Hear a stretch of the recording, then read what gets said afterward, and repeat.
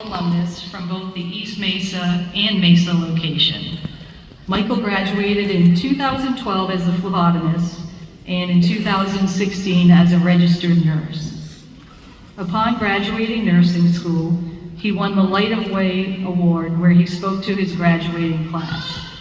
Michael is currently a registered nurse at Banner Behavioral Health Hospital in Scottsdale, working as the team lead nurse on the adolescent unit. He also has experience with being a trauma nurse, detox nurse, resource nurse, and house supervisor fill-in. Throughout his time as a nurse, he has been nominated twice for the Daisy Award. The Daisy Award is a recognition program to celebrate and honor nurses by collecting nominations from patients, families, and coworkers. Last year, he won a $200 gift card at his facility after he participated in a contest called Wellness and Nursing Champion Program, where he explained what gratitude meant to him. His favorite TV shows include One Piece, Haikyuu, My Hero Academia, and Black Clover, as they symbolize picking yourself up when you fail, being true to yourself, rising to the top, and never giving up. His favorite quote is, "Perhaps it is good to have a beautiful mind, but an even greater gift is to discover a beautiful heart," from the movie A Beautiful Mind. Michael is here tonight to talk about his journey through and after graduating from PIMA Medical Institute. Please join me in welcoming Michael.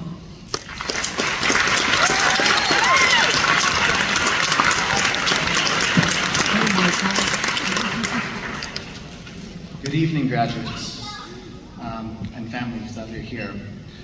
Coming in today, I saw a lot of happy and bright faces tonight. And tonight in the crowd, I see a lot of family and friends here to support the graduates in the crowd. So, before we start, I wanted to acknowledge the friends and family with us during this special occasion.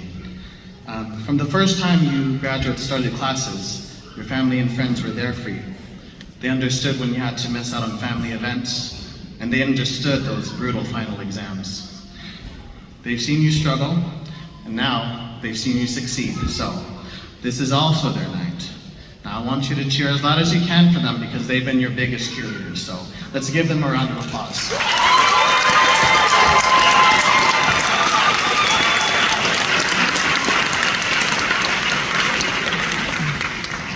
For those who are still wondering who I am, my name is Michael Milai.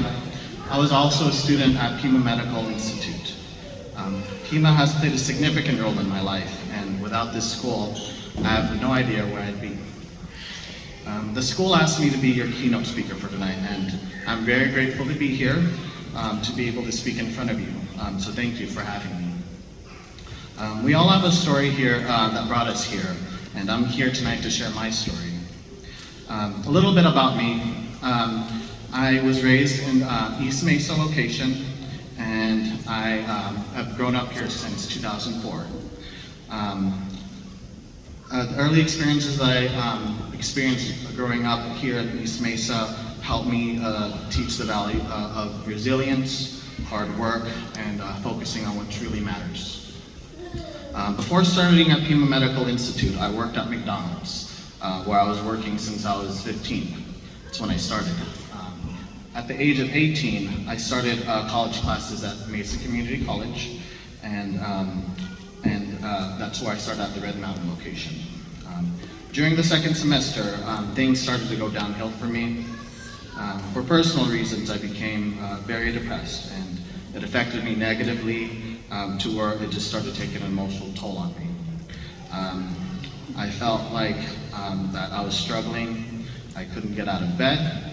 I hadn't eaten for days, and ultimately, I dropped out of college. During this time was the worst I've ever felt. And on August 6th of 2011, I posted on Facebook saying that I am a failure. I was convinced that I would work at McDonald's as the rest of my life as a college dropout. But I do want to clarify that McDonald's isn't a bad job. They may not pay well, but I learned a lot of life lessons, and I made a lot of friends that will always be in my heart. But I wanted to help people for a living. felt like that I was going through my internal struggles all by myself. I wanted to make a difference in somebody's life, especially for those who feel like that no one's there for them, just like how I felt. I tried returning to school, but Mesa Community College stated that I couldn't return until I paid $2,000 out of my own pocket just to start the classes that I dropped. And this was a challenge because I had no car, and my shift at McDonald's started at 4 a.m. in the morning, and I wasn't making enough money as I wanted. So I asked my boss to work full-time, and for 1 year, my routine was waking up at 3 a.m. and jogging 3 miles one way to work right before my shift started. And some nights were cold, some nights were a little concerning because I was concerned about my safety, but I had to ensure that I kept my promise. I ended up saving $2,000 that I owed, and I paid back the college, and I started up classes again. In 2012, I applied to PIMA Medical Institute for the phlebotomy class. I chose this program so I can move on from McDonald's. And I actually loved the phlebotomy classes, and I enjoyed the teachers. Second week of class, however, I passed out when one of the teachers drew blood on somebody else. Right after graduation, I got a job at Banner Desert as a phlebotomist, and eventually I became one of the top phlebotomists at that hospital. In 2014, I applied to the nursing program at PIMA Medical Institute. And I was told that the nursing program would be one of the hardest things that you could ever do, and honestly, it was. My self-doubt and lack of confidence got the better of me because I was devastated when I failed that first semester. I was asked if nursing was the right profession for me, and I responded with, I don't know. All I know is that I want to be there for people at their worst. So even though I had time off, I still studied my notes as I did in school, and during my break, I got close to the program director named Mrs. Capes, and we formed a special bond. One day in class, we were talking about mental health, and teacher asked the class to name symptoms of depression. And in that moment, I felt like that I was reliving my past. I left mid-lecture to see Mrs. Capes with tears in my eyes, and after telling her what happened, she hugged me. And this was the first time I felt like someone other than family cared for me as a human, not a student or an employee. And I graduated in 2016 and then ended up winning the Light of the Way Award where I could speak in front of my class. Shortly after school, I passed my boards and I started as a trauma PCU nurse. I was hired by a nurse manager named Nicole, who was impressed by my performance as a phlebotomist. I was intimidated because I was in a room full of people with a variety of different experiences and a variety of different skills, and I was always constantly comparing myself to others. Now, this was the first time I was responsible for taking care of people independently. That unit was tough, and my very first day off nurse orientation, I had 4 patients close to being sent to the ICU. In short, I had a really difficult assignment, but somehow I kept all of them safe. I thought I was doing all right, but 3 months, one of the managers in the unit told me that I had 2 weeks to improve my performance, otherwise I would be let go. I was shocked and anxious, and when I heard that, I went home and I ate an entire box of Supreme Pizza from Little Caesars to cook. The following Monday, I went into Nicole's office and I told her that I was just going to put my 2 weeks in because I felt like that nursing wasn't for me. She refused the answer that I gave her, and I was confused at first, but she continued to say that I had potential and what it took to be a great nurse. She told me that she believed in me and refused to let me give up on myself. Because of her kindness, I stayed there for a year, and I eventually got 2 Daisy nominations. After I gained experience as a trauma nurse, I started at Banner Behavioral in 2018. I became a psychiatric nurse for the adolescent unit. My goal was to make a difference in these young teens' lives so that way they can grow up to do great things. When I started, I was still struggling with confidence, and some nurses weren't pleasant towards me, and I felt like an outcast. However, one day, there was one shift that tested me. I came into work, and there were 12 call-offs, throughout the hospital. And I was the only nurse present on my unit with one tech. And I had 18 patients all by myself, 4 of whom were very difficult to keep safe from themselves and others. Now, most nurses would have refused this assignment because this is a very unsafe assignment. However, I took that assignment, and some people questioned why. And what I told them was, if I don't care for these kids, who will? It's like, I refuse to have anyone get hurt in my watch. I was successfully able to get these patients safe, and everyone throughout the staff members and the patients safe. And as the years went by, I eventually gained enough experience to become a great nurse. Right now, I'm currently the team lead nurse in the adolescent unit, and I've been asked multiple times to train as house supervisor. As the years went by, I gained enough experience to know what to do in specific situations. There are even moments where I saved lives when I wasn't working. I saved someone's life on an airplane when she was choking and was having a hard time breathing. No one knew what to do, so I jumped out of my seat and helped her out and stayed with her until the flight landed. I also helped an older gentleman in an apartment complex. He was by himself. He fell off his wheelchair getting his DoorDash order. So I picked him up, put him back in his wheelchair, gave him his DoorDash order, and waited until help arrived. And both of these people were very grateful. And they told me that they'll never forget that, and that's something that I'll always remember. I still wanted to do more, however. I wanted to further my nursing education. So I returned in school in 2020. But in the summer of 2022, I wasn't doing well emotionally. I was stressed out with school and exams. I was struggling with my personal life, and I gained a lot of weight. The day after my birthday, I was in a complicated circumstance where I had to leave clinicals and take a year off without being my choice. It was an awful feeling, but I never gave up. That situation gave me the chance to reflect on myself. And I was able to focus on my mental health and physical health. I ended up losing 35 pounds, and now I'm in the best shape of my life. By the time I went back to school, I got accepted into this program called the BWEC program.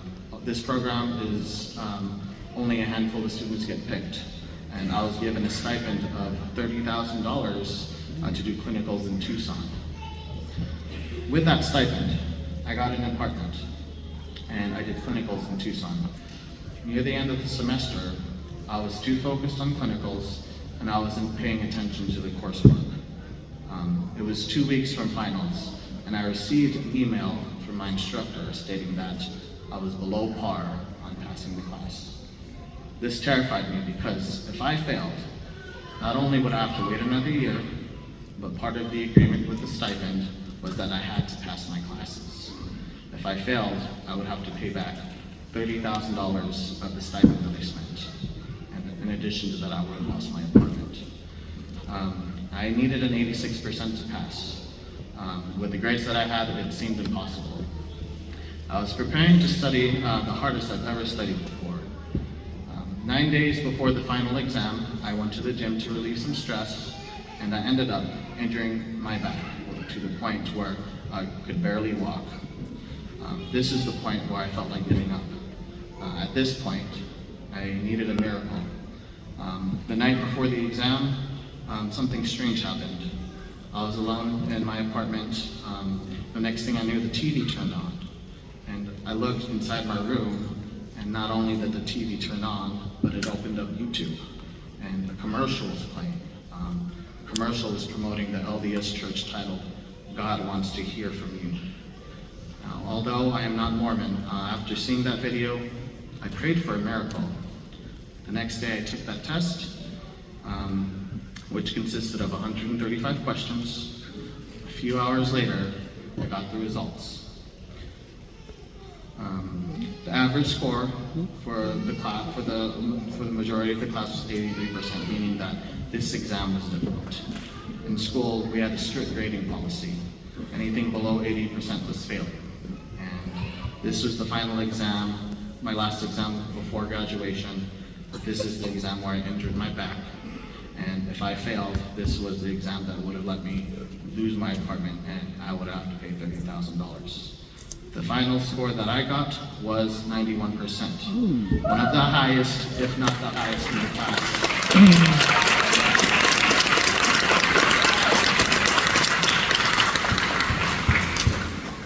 I've been through difficult times. I faced many challenges where many people would have stopped trying.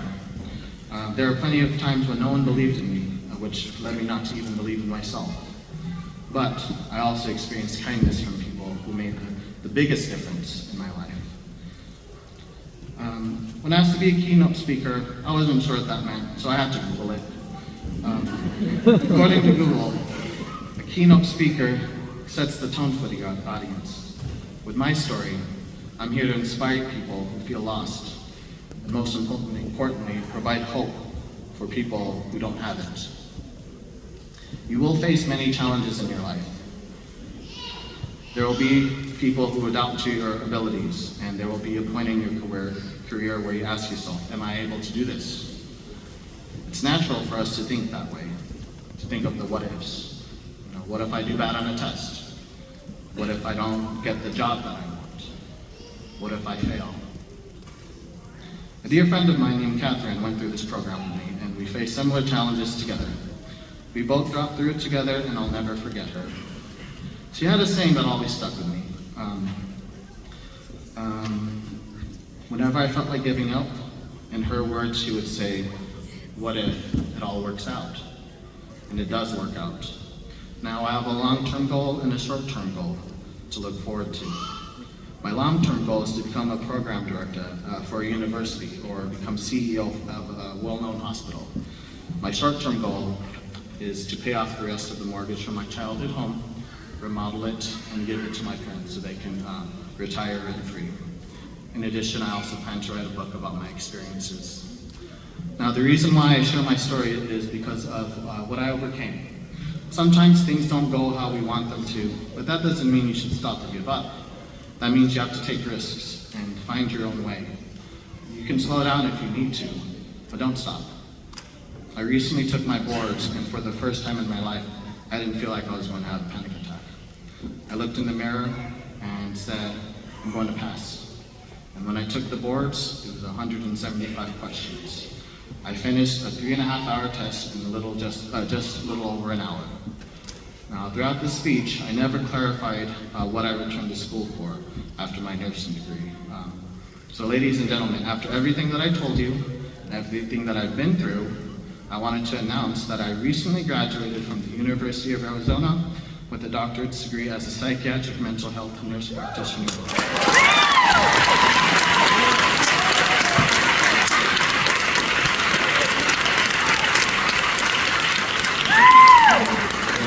So you can refer to me as Dr. Nilai. I recently talked to my sister Rachel, who is like a daughter to me, and told her to always try her best. I told her that I started from the bottom of the totem pole and worked my way up so high that no one could ever look down on me again. And all they have to do is just look up. I used to always compare myself to others, but now I have no reason to. You'll always get it right when you follow your heart. That way, you won't look back with a bunch of regrets. Before I end this speech, I wanted to share a quote that I said during the Light of the Way Award, which was inspired by my favorite movie character, Rocky Balboa. The quote said, I'm supposed to give hope to those who don't have it. In conclusion, there's always a moral to the story. When all seems hopeless, a good man once said, nothing is going to hit you as hard as life, but it isn't about how hard you hit. It's about how hard you get hit and keep moving forward. How much you can take and keep moving forward. If you know what you're worth, then go out and get what you're worth, because that is how winning's done. And the bottom line is never give up, never give up hope. Believe in yourself and tell yourself that you are capable of doing anything you set your mind to. You are more than you give yourself credit for. Now, I may not know any of you graduates, PIMA class of 2024, but you guys rock, and I'm proud of each and every one of you. For all of you who struggle emotionally, physically, and mentally, for those students and new grads who feel alone or feel like that they're not good enough, I wanted to tell you that you are good enough and that you're not alone, not anymore. For those who doubted you, prove to them that you are capable and that you will succeed. I believe in you, and whatever profession you are in, you will make a difference in somebody's lives. Congratulations, you've made it.